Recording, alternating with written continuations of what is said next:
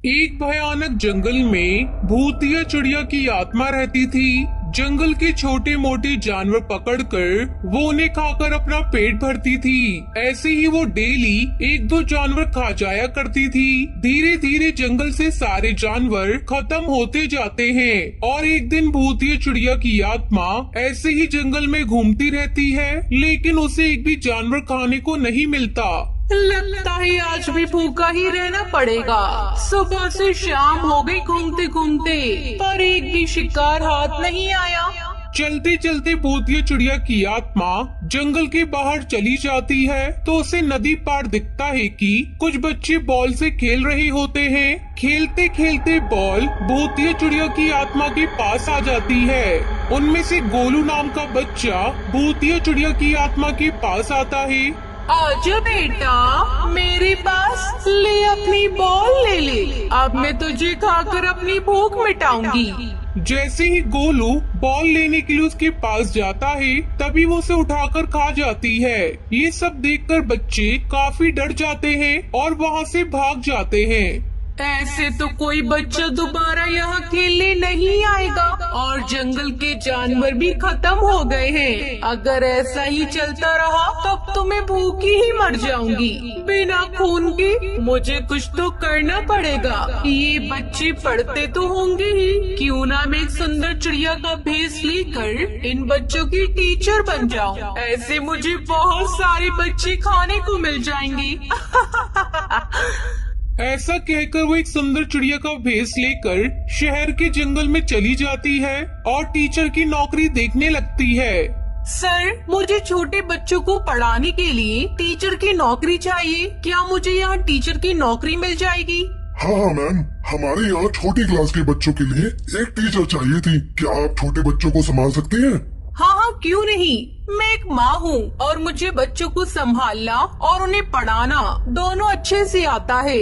तो ठीक है, फिर आप आज से ही यहाँ ज्वाइन कर लीजिए। Thank you sir. ऐसा कहकर भूतिया चिड़िया की आत्मा वहाँ से 5वीं क्लास में जाने लगती है। वो क्लास में देखती है कि कुछ बच्चे इधर उधर भाग रहे होते हैं। भूतिया चिड़िया की आत्मा को देखकर बच्चे शांत हो जाते हैं। वो सबको पढ़ाने लगती है और बच्चों को अपनी प्यारी प्यारी बातों में फंसा लेती है। तभी 2-3 बच्चों को वो अपने पास बुलाती है। जब सारे बच्चे अपने काम में बिजी होते हैं तो वो उन्हें खा जाती है, पर हरी तोता उस भूतिया चिड़िया की आत्मा को रूप बदलते हुए देख लेता है और बहुत डर जाता है। कुछ देर बाद वो प्रिंसिपल कड़कनाथ सेठ को सारी बात बताता है। अरे बेटा, ये क्या बोल रहे हो तुम? वो तुम्हारी टीचर है, रिस्पेक्ट करो उनकी।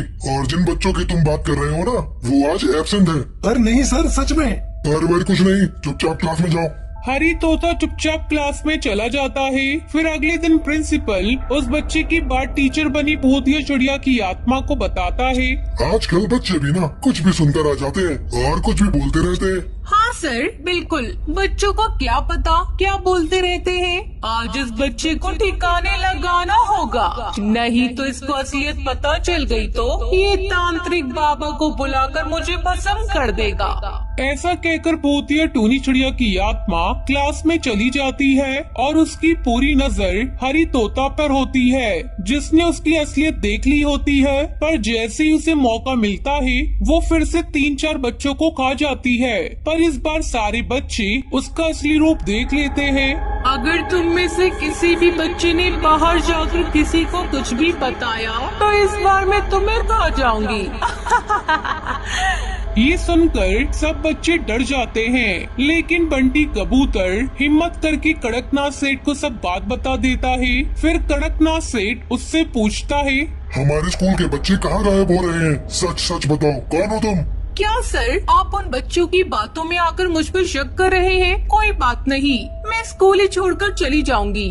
ऐसा कहकर भूतिया टूनी चिड़िया की आत्मा स्कूल छोड़ देती है और ऐसे ही कई स्कूल में जाती थी और बच्चों को खा जाती थी। धीरे धीरे ज्यादा बच्चे गायब होने की वजह से पूरे शहर के जंगल में ये बात आग की तरह फैल गई और सारे स्कूल बंद हो गए, जिसकी वजह से उसे खाने के लिए अपना शिकार नहीं मिला। फिर उसी दौरान भूतिया चिड़िया की आत्मा ने एक न्यूज़पेपर में टीचर की नौकरी देखी और वहाँ पहुँच गई। वहाँ के प्रिंसिपल ने उसे पढ़ाने के लिए रख लिया और क्लास में भेज दिया।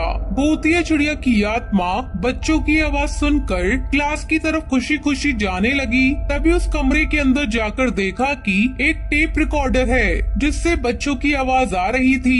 ये देखकर उसे बहुत गुस्सा आता है।